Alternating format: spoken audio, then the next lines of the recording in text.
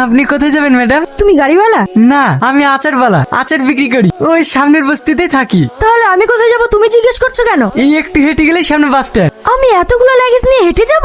আপনি কোনো চিন্তা করেন না ম্যাডাম, এগুলো আমি নিয়ে যাচ্ছি। আপনি শুধু একটু কষ্ট করে হেঁটে চলেন। বুঝতে পারছি ম্যাডাম, আপনারা অনেক বড় লোক মানুষ, গাড়ি ছাড়া চলেনি না, কিন্তু আমি সব জায়গায় পায়ে হেঁটে ব্যবসা করি বেড়াই। আপনি বাইরে থাকে? হ্যাঁ, আমি বিদেশেই পড়াশোনা করি। একটা কথা বলবো ম্যাডাম? বলো। আপনি কিন্তু অনেক সুন্দর, আল্লাহ তাআলা আপনাকে অনেক যত্নে বানিয়েছে। তুমি একটা পাগল। হ্যাঁ ম্যাডাম, সবাই বলে। তুমি এখানে? এই বাড়িতে আমার মা কাজ করে। ও, তার মানে তুমি রূপালী আন্টির ছেলে? হ্যাঁ, এটা আপনাদের বাড়ি? খুব ভালো হলো ম্যাডাম, এই বাড়িতে আসলে আপনাকে দেখতে পাবো। কি? সত্যি কথা বলতে ম্যাডাম, আপনি খুব সুন্দর, আপনাকে দেখতে আমার অনেক ভালো লাগে। তুমি কখনো প্রেম করেছো? না না ম্যাডাম, এই প্রথম আপনাকে। কি? কিছু না ম্যাডাম। তুহিনা? হ্যাঁ বসছি। রান্না বান্না সব কমপ্লিট, ফলও কেটে রেখেছি, আমি আসছি। এই দাঁড়া, তোর হাতে ওটা কি? কিছু না ম্যাডাম, দে বলছি, দে দে।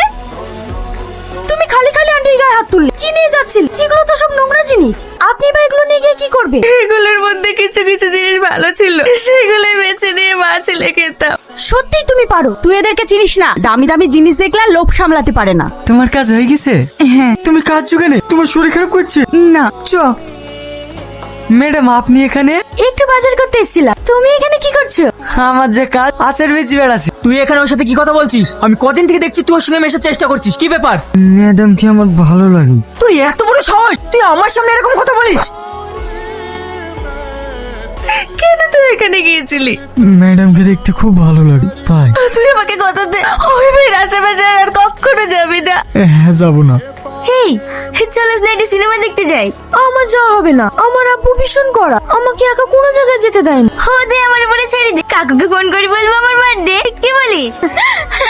রিয়াজ, কি ব্যাপার? তুমি এভাবে চলে যাচ্ছ কেন? কালকের ঘটনার জন্য আই এম সো সরি। আমি বুঝতে পারিনি ব্যাপারটা এমন হবে। আমি কিছু মনে করিনি ম্যাডাম, আমারই ভুল হয়েছে ম্যাডাম। আপনাকে দেখি আমার ভালো লেগেছিল, কিন্তু আমি কখনো ভেবেও দেখি যে গোলাপেও কাটা থাকে। এটা কে?